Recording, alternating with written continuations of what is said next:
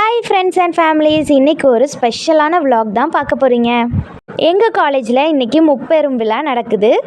So நான் வந்து final year student, BCom third year படிக்கிறதுனால என்னோடய காலேஜை பற்றின ஒரு ஃபீட்பேக் ஸ்டேஜில் கொடுக்க போகிறேன்.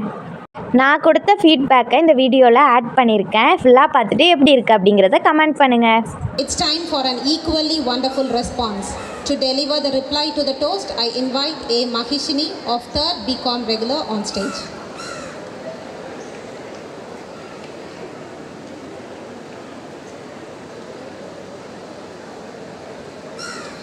ஏடு தூக்கி கல்லூரியில் இன்று பயிலும் பெண்தான் நாடு காக்கும் தலைவியாய் நாளை விளங்க போகிறார்.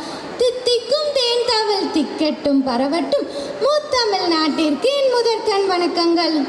எங்கள் காமராஜ் கல்லூரியின் செயல்பாடு ஒரு தேனீ கூட்டத்தை போன்றது.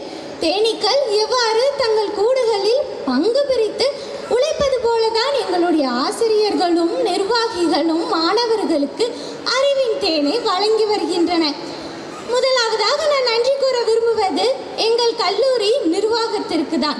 காமராஜர் பெயரில் அமைக்கப்பட்ட கல்லூரி காமராஜரின் கனவான இலவச கல்வியையும் கருத்தில் கொண்டு எங்களது 80% மேல் மதிப்பெண் பெற்ற அனைத்து மாணவ மாணவிகளுக்கும் குறைந்த கட்டணத்தில் தரமான கல்வியை வழங்கி வருகிறது எங்கள் காமராஜ் கல்லூரி நிர்வாகம். அடுத்ததாக எங்கள் அனைவரையும் சிறப்பாக வழிநடத்தி வரும் எங்களினுடைய ராணி தேனியான முதல்வர் பானுமதி அவர்களுக்கும் எனது நன்றியை தெரிவித்துக் கொள்கிறேன். அழியாத செல்வத்தை அள்ளி அள்ளி தருகின்ற ஆசிரியர்களுக்கும் நன்றிகள் பல. இப்போ காமராஜ் காலேஜின் சிறப்புகள், அதே மாதிரி என்னுடைய ஃபீட்பேக்கையும் நான் அவங்க கூட ஷேர் பண்ணிக்கணும்னு நினைக்கிறேன். 10th 11th 12th கஷ்டப்பட்டு படிச்சுட்டு இத்தனை நாள் படிப்புன்னு இருந்துட்டோம். இதுக்கப்புறமாவது ஒரு நல்ல காலேஜில் வந்து சேரணும். அந்த காலேஜில் வந்து வெறும் படிப்புன்னு இல்லாமல் எக்ஸ்ட்ரா கரிக்குலர் ஆக்டிவிட்டீஸும் இருக்கணும், கல்ச்சுரல்ஸும் இருக்கணும், அதே மாதிரி பிளேஸ்மெண்ட் சப்போர்ட்டும் இருக்கணும்னு நம்ம நினைப்போம். இதுதான் எல்லா காலேஜ் ஸ்டூடெண்ட்ஸோட மைண்ட் செட்டாகவே இருக்கும். அப்படி தான் நானும் நினச்சேன். அதுக்கு பெஸ்ட்டான காலேஜ்னால் அது நம்ம காமராஜ் காலேஜ் தான். இங்கே தான் படிப்புக்கு எவ்வளோ முக்கியத்துவம் கொடுக்காங்களோ அதே மாதிரி எக்ஸ்ட்ரா கரிக்குலர் ஆக்டிவிட்டீஸ்க்கும் முக்கியத்துவம் கொடுப்பாங்க. இங்கே நான் வந்த புதுசில் எனக்கு ரொம்ப ஆச்சரியமாக இருந்தது என்னென்னா, கல்ச்சுரல்ஸ்க்கு ஸ்டாஃபோட சப்போர்ட் ரொம்ப அதிகமாக இருக்கும்.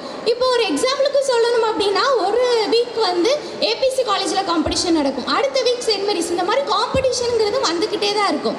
அதிலலாம் நம்ம பார்ட்டிசிபேட் பண்ணணும்னு நினச்சா நமக்கு வந்து ஸ்டாஃப் கிட்டேருந்து ஓடி ஃபார்ம் வேணும்ல. ஸோ கண்டிப்பாக போய் அதை கேட்கும்போது நமக்கே வந்து கொஞ்சம் பயமாக தான் இருக்கும். என்னடா இப்போ தானே காம்படிஷன் போயிட்டு வந்து அடுத்த காம்படிஷனான்னு சொல்லி ஒரு தயக்கமாகவே இருக்கும். ஆனால் எங்கள் ஸ்டாஃப் ஒரு நாளும் முகம் சுழிச்சதே கிடையாது. கண்டிப்பாக போய் வின் பண்ணிட்டு வாங்கன்னு தான் சொல்லியிருக்கிறாங்க. அதுவே நாங்கள் வின் பண்ணிட்டு வந்துட்டோன்னு வைங்களேன், எங்களோட வெற்றியை அவங்களோட வெற்றியாக நினச்சி தான் பாராட்டியிருக்காங்க. அடுத்தது பார்த்திங்கன்னா ஸ்கில் ட்ரைனிங். இப்போலாம் படிப்புக்கு எவ்வளோ முக்கியத்துவம் கொடுக்காங்களோ அதை விட அதிகமாக ஸ்கில்லுக்கு இம்பார்ட்டன்ஸ் கொடுக்க ஆரம்பிச்சிட்டாங்க. ஸோ எங்களுக்கு ஆஸ் யூஷுவல் 4 முதல் 1 கிளாஸஸ் வந்து நடக்க தான் செய்யும். அதே மாதிரி எங்களுக்கு செகண்ட் இயரில் வந்து கிராமர் கிளாஸ் வந்து தனியாக எக்ஸ்ட்ரா கிளாஸஸாக நடத்துனாங்க. தேர்ட் இயரில் பார்த்திங்கன்னா அதே கொஞ்சம் அப்கிரேட் பண்ணி ஸ்போக்கன் இங்கிலீஷ் கிளாஸ் அப்படின்னு சொல்லி நடத்துனாங்க. இந்த 2 கிளாஸஸ்க்குமே எங்களுக்கு எந்த ஒரு எக்ஸ்ட்ரா ஃபீஸுமே அவங்க வாங்கினது கிடையாது.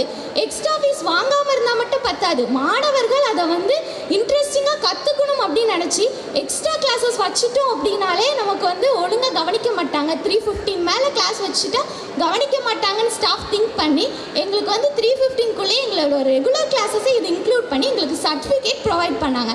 இந்த கிளாஸஸில் பார்த்திங்கன்னா வெறும் கிராமர் மட்டும் இல்லாமல் எங்களோட கம்யூனிகேஷன் ஸ்கில் இம்ப்ரூவ் ஆச்சு. எங்களுடைய ஃபியரை நாங்கள் ஓவர் கம் பண்ணோம், ஸ்டேஜ் ஃபியரை.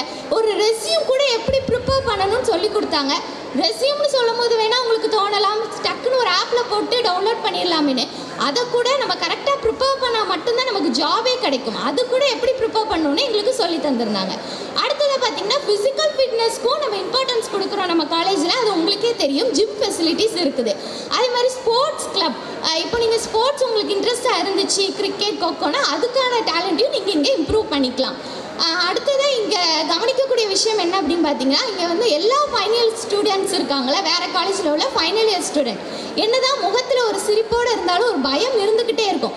அச்சோ நம்ம அடுத்தது வந்து நம்ம இதை விட்டுட்டு ஒரு காலேஜ் முடிச்சு போகிறோம், நமக்கு ஜாப் கிடைக்குமா, நமக்கு வந்து நல்ல ஒரு ஜாப் கிடச்சி நம்ம ப்ளேஸ் ஆகுமா, ஃப்ரெஷர்ஸ்க்கு வேலை கிடைக்குமா அப்படின்னு ஒரு டவுட்லேயே இருப்பாங்க.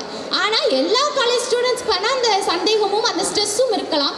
ஆனால் நம்ம காமராஜ் காலேஜ் ஸ்டூடெண்ட்ஸ்க்கு அந்த ஸ்ட்ரெஸ் அப்படிங்கிறது தேவையே இல்லை. ஏன்னா இங்கே வந்து நமக்கு பிளேஸ்மெண்ட்டுக்குன்னு ஒரு டிபார்ட்மெண்ட் வச்சு பிளேஸ்மெண்ட் கிளாஸஸ் வந்து நடத்திட்டு வராங்க. இதில் பார்த்தீங்கன்னா டிஎம்பி போன்ற பெரிய பெரிய பேங்க்லேருந்து இன்டர்வியூ எடுக்க வருவாங்க. அதே மாதிரி நிறைய ஆஃபீஸு கம்பெனிஸில் இருந்தும் இன்டர்வியூ எடுக்க வராங்க. இப்போ எங்கள் கிளாஸ்லேயே பார்த்தீங்கன்னா இப்போ 5-6 ஆஃபர் லெட்டர் வச்சுருப்பாங்க. அவங்க வெளியில் போனதுக்கப்புறம் அவங்களுக்கு தேவையான ஜாபை அவங்க சூஸ் பண்ணிக்கலாம். ஸோ அதனால் இங்கே மட்டும் நம்மளோட ஸ்டூடெண்ட்ஸ் நல்லா இருந்தால் போதாது, வெளியில் போய் அவங்களோட வாழ்க்கையை வந்து நல்லா இருக்கணும் அப்படிங்கிறக்காக இந்த ஒரு பிளேஸ்மெண்ட் சப்போர்ட்டை வந்து நமக்கு பண்ணிக்கிட்டு இருக்காங்க. அடுத்தது சொல்லணும் அப்படின்னா, இல்லை நான் பிளேஸ்மெண்ட்லாம் சேர மாட்டேன், இதுவே எனக்கு வந்து நான் கவர்மெண்ட் ஜாப் போகணுன்னு எனக்கு ரொம்ப ஆசை அப்படிலாம் நீங்கள் நினச்சிங்க அப்படின்னா, இங்கேயும் லைப்ரரி ஃபெசிலிட்டி இருக்குது.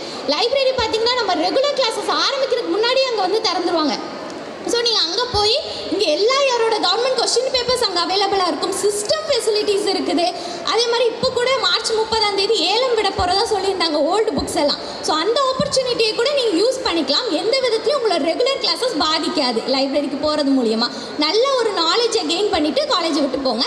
அடுத்ததாக நான் சொல்லணும் அப்படின்னா, இப்போ என்னையே எடுத்துக்கோங்களேன். என்னோடய ஸ்கூல் டேஸில் வந்து ஒரு புக்கை கொடுத்து நீ முன்னாடி நின்று ரீட் பண்ணுன்னு சொன்னால் எனக்கு பேச வராது, ரொம்ப பயப்படுவேன், ஸ்டேஜ் ஃபியர் ரொம்ப அதிகம். ஆனால் நான் இவ்வளோ நேரம் உங்களுக்கு முன்னாடி நின்று இவ்வளோ கண்டினியூஸாக பேசிக்கிட்டு இருக்கேன். என்னை எப்படி மாற்றினதுக்கு காரணம் நம்ம காமராஜ் காலேஜ் தான். இங்கே ஸ்டாஃப் கொடுத்த சப்போர்ட் அண்ட் மோட்டிவேஷனால் மட்டும்தான் நான் இவ்வளோ தூரம் நின்று பேசிக்கிட்டு இருக்கேன். என்னோடய ஜூனியர்ஸ்க்கெலாம் நான் ஒரு சின்ன அட்வைஸ் தான் கொடுக்கணும்னு நினைக்கிறேன்.